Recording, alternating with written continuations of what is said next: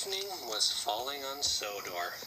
The engines were stuck in the shunting yard because the points leading to the turntable were jammed. As the workmen mended them, the engines became bored. They all wanted to rest in their nice, warm sheds. To pass the time, they began to talk about the upcoming Halloween celebrations. I heard a little boy on the platform say he's going to be a zombie this year. Percy said. What is a zombie?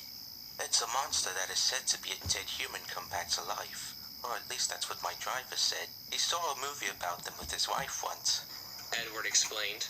Edward then chuckled. But she didn't enjoy it, so he said. Oh, that sounds scary.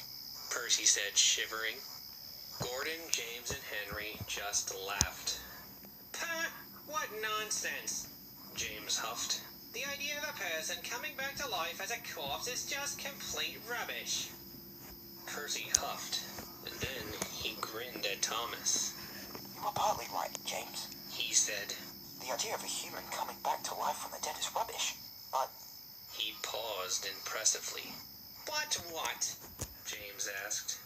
Well, a human coming back from the dead is impossible. Something else might be, he said quietly. What are you getting at, little Percy? Gordon grunted. Well, said Percy.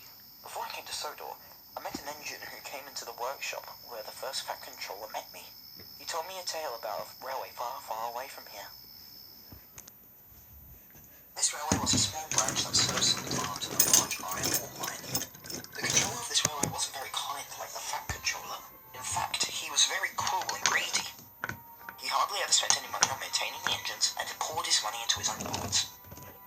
The engines were always in pain when they worked. The drivers, firemen, and mine employees felt sorry for the engines' pain. They lodged their complaints with the controller, but he didn't care. Soon, the farmers and mine began to use the pipes instead, using horses and carts instead of the rail line. Unless the controller did something, he finally caved and promised that he would find a solution. And he did. Percy paused and gave a shudder. The three big engines stared in shock. What did he do? Henry asked. One night, one of the engines, number 3242, was asked to stay at a special shed that the controller had reserved for him. The engine who told me the story, he said he woke up in the middle of the night to hear the engine cars a light inside the shed flickered. Then the scream suddenly stopped. After a few moments, the light went out and the shed doors opened. He closed his eyes to pretend he was asleep. As he heard the footsteps crunching away on the ballast, he opened an eye and saw the controller walking back to his office. The engine went back to sleep, thinking it was just some dream. Percy paused, shuddering again. Oh, how glad was he? The three big engines stared in horror, enthralled by the story. The next day, the controller met the people who complained at the station. Ladies and gentlemen, I've heard your complaints about the pain of the engines.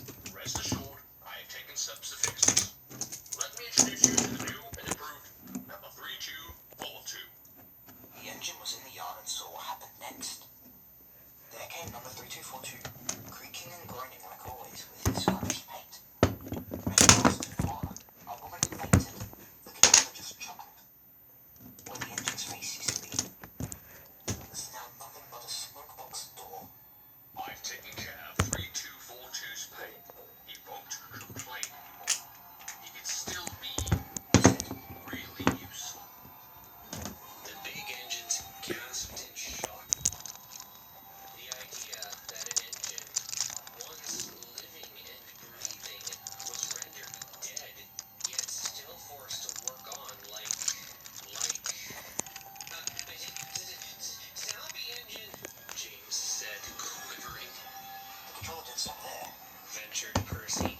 He kept going to one end, and did a horrible thing he used to render an engine like 342. Crews were used to drive the engines after this, but they were replaced with new crews. People called him a murderer, but he didn't care.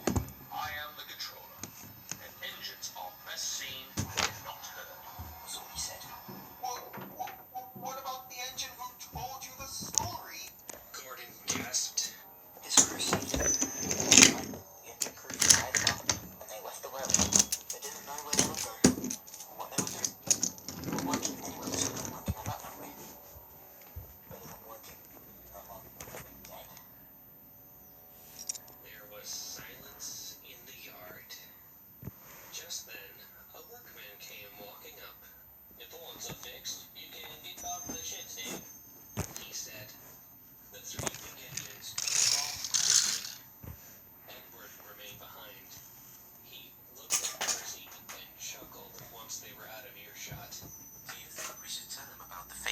agent?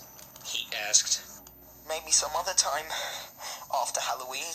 Percy said cheekily. And the three engines puffed off to join the others in the shed.